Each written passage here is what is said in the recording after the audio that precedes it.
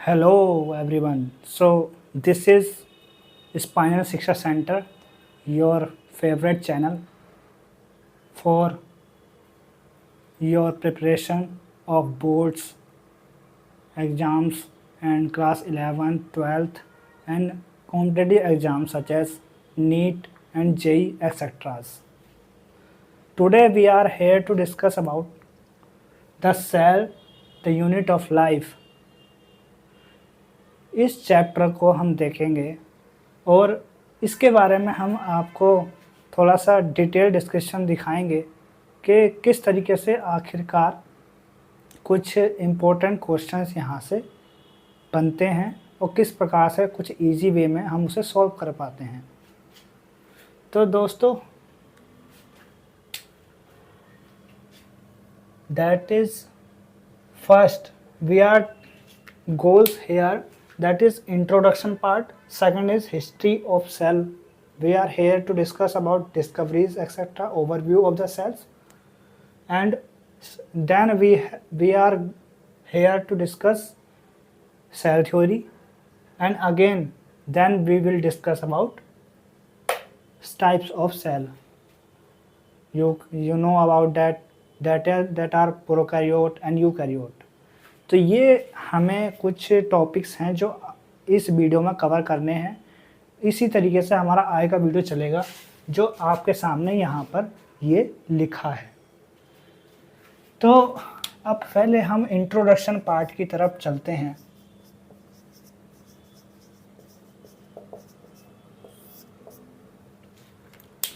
तो आप सभी से निवेदन है कि आप कृपया करके इस वीडियो में बताई गई बातों को अपनी कॉपी में नोट करेंगे और देन उसे रिवाइज करेंगे और जिससे कि आपको बेनिफिट होगा।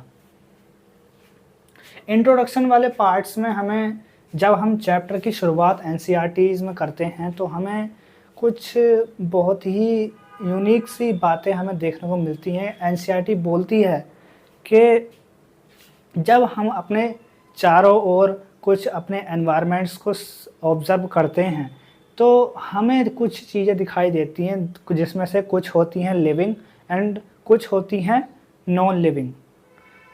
तो ऐसा क्या है दोनों में कि एक लिविंग और लिविंग को कोई चीज़ लिविंग बनाती है और इन लिविंग को नॉन लिविंग से कौन सी चीज़ ऐसी है जो अलग करती है, उसमें ऐसा क्या मेन पॉइंट और डिफरेंस ऑफ पॉइंट है जिसकी वजह से हम ये कह सकते हैं कि ये चीज़ लिविंग इस वजह से है। तो इसमें फंडामेंटल जो यूनिट ऑफ लाइफ है, जैसे कि ये चैप्टर का नाम इंडिकेट हमने पहले ही कर दिया है कि सेल, वही यूनिट को एनसीईआरटी ने बताया है कि सेल ही है जो किसी भी ऑर्गेनिज्म को एक कह सकते हैं कि उसे लिविंग बनाने में हेल्प करती है।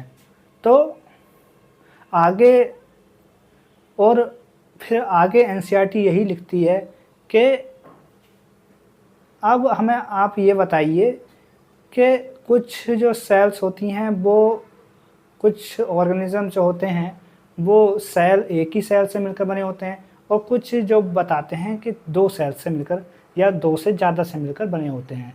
तो मल्टी सेलुलर और यूनिसेलुलर यहीं से दो नाम आते हैं। यूनिसेलुलर का मतलब ही होता है एक, तो एक सेल जो होता है इसके एग्जाम्पल्स हैं जैसे कि yeast, diatoms, bacterias and other. इसके बाद जो एग्जाम्पल्स आते हैं जैसे कि ह्यूमंस, वी, अस, क्योंकि एनसीईआरटी में क्लियरली लिखा है दैट के the multi cellular organisms like us. ये जो बात लिखी है इसी के बारे में हम ये बात कह सकते हैं कि हम जो हैं एक तरीके से मल्टी सेलुलर ऑर्गेनिजम्स हैं।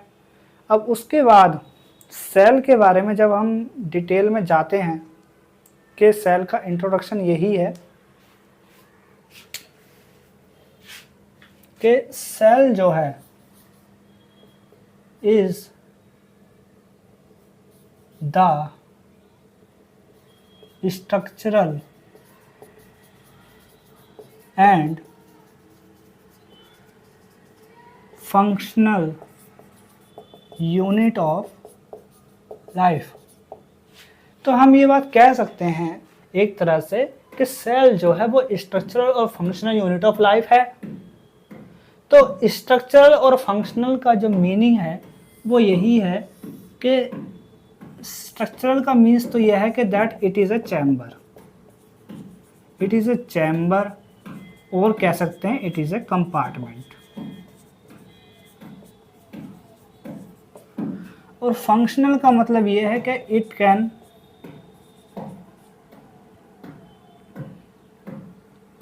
Reproduce, respire, etcetera. तो ये जो प्रोसेस होती हैं रिप्रोडक्शन और रेस्पिरेशन, ये सेल कर सकती है, यानी कि हम कह सकते हैं कि एक तरह से वो जनन भी कर सकती है और एक श्वसन की क्रिया जो है विभिन्न प्रकार की जो क्रियाएं हैं कुल मिलाकर के वो कर सकती है, इसलिए हम उसे कहते हैं फंक्शनल, कि इट इज़ वर्किंग। और दूसरी बात में हम ये कह सकते हैं कि स्ट्रक्चरल का मतलब ये है कि वो एक स्ट्रक्चर के रूप में है और इट इज़ अ कंपार्टमेंट और चैम्बर लाइक स्ट्रक्चर। तो ये जो डेफिनेशन है, ये बेसिक डेफिनेशन भी इस एनसीईआरटी में थोड़े से कुछ 10-15 लाइंस के बाद हमें क्लियरली मेंशन की गई है और जिसका मतलब अभी हमने समझा। तो इसके बाद अब हम देखते हैं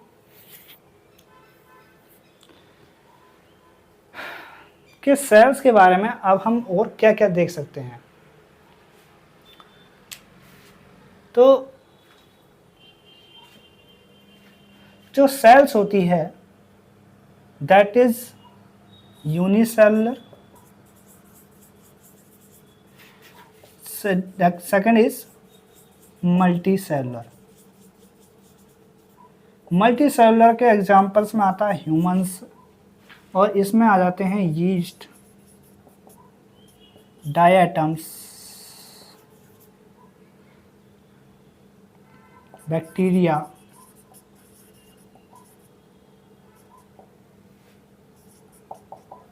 एक्सेट्रा एक्सेट्रा।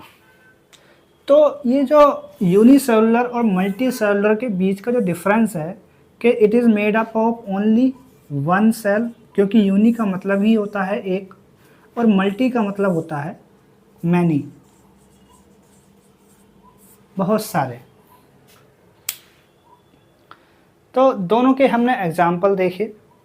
अब हम चलते हैं इससे अगले स्टेप की तरफ, that is history of cell, history और ओवरव्यू ऑफ सेल। एनसीईआरटी में केवल इतना ही मेंशन है, इसके बाद हम पढ़ते हैं तो उसमें इंट्रोडक्शन के वाले पार्ट्स में हमें केवल इतना ही देखने को मिलता है। उसके बाद वो एनसीईआरटी जो है हमें आगे बताने की कोशिश करती है, that is a cell of overview of cell.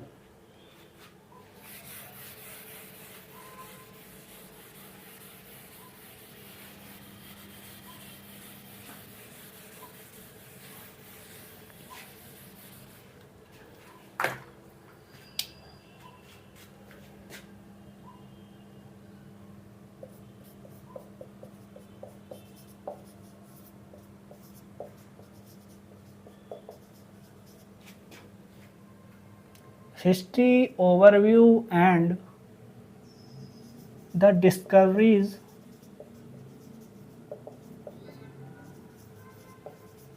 about cell। History को जब हम देखने की कोशिश करेंगे इसकी, तो सबसे पहले एक बहुत ही फेमस साइंटिस्ट का नाम आता है, वो that is Robert Hooke. Robert Hooke एक ऐसे साइंटिस्ट थे जिन्होंने 1665 में एक सबसे पहले सेल्स को देखा और ऑब्जर्व किया। जब इतने ज़्यादा एडवांस टेक्नोलॉजी नहीं थी हमारे पास कि एक बहुत ही ज़्यादा एडवांस इलेक्ट्रॉन माइक्रोस्कोप वहाँ पर इन्वेंट नहीं किया गया था, जिसकी वजह से हम ये बात कह सकते हैं कि काफ़ी डिफ़िकल्ट रहा होगा उनके लिए, लेकिन फिर भी उन्होंने जो अपने आइडियाज़ को इम्पोज़ किया, प्रेजेंट किया, और उन्होंने बताया कि एक सेल नाम की हमारे बॉडी में या किसी भी लिविंग ऑर्गेनिजम्स में एक स्ट्रक्चर होता है, और it is fundamental and structural unit of life होता है। और इन्होंने जो सेल्स देखी थी दैट इज़ डेड, क्योंकि ये देखी गई थी under cork cell.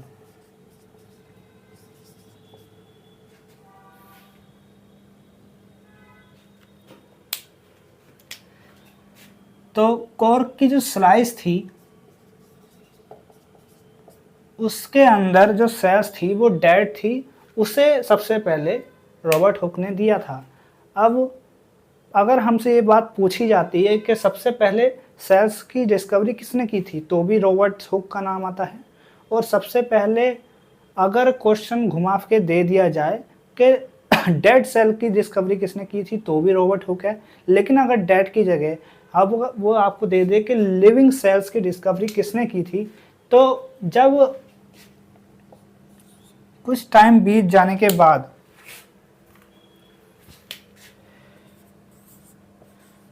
Antony won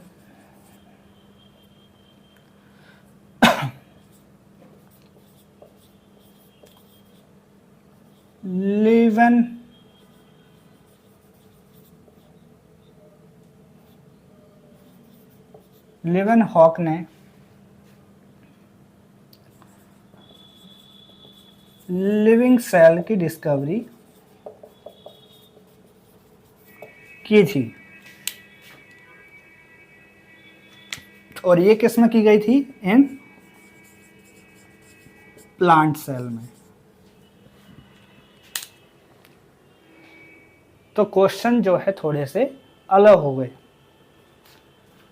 by the help of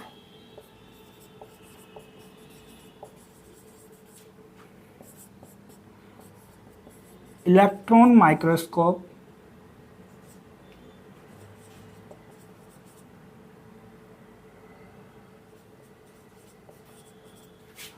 और जब इस लिविंग सेल्स की डिस्कवरी हो गई थी, तो तीसरे एक और साइंटिस्ट थे दैट इज रॉबर्ट ब्राउन, जिन्होंने न्यूक्लियस की डिस्कवरी की थी। इन 1970s की ये बात होगी।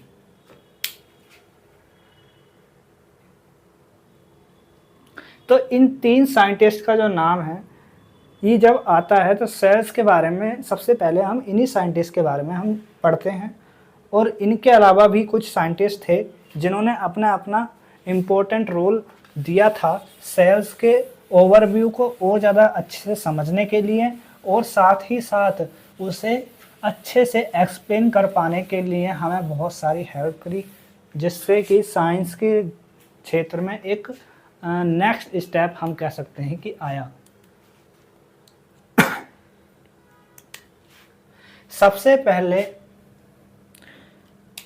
जब सेल डिस्कवर्ड हो गया था, तो उसके बाद जो सेल थ्योरी आई थी, जो कुछ साइंटिस्ट ने सबसे पहले डिस्कवर्ड की थी, तो उनमें सबसे पहले जो नाम आता है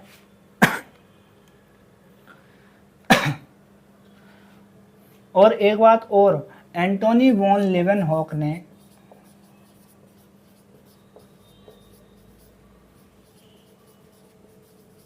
ये जो लीवेनहॉक की स्पेलिंग थोड़ी गलत हो सकती है, लेकिन इन्होंने जो डिस्कवरी की थी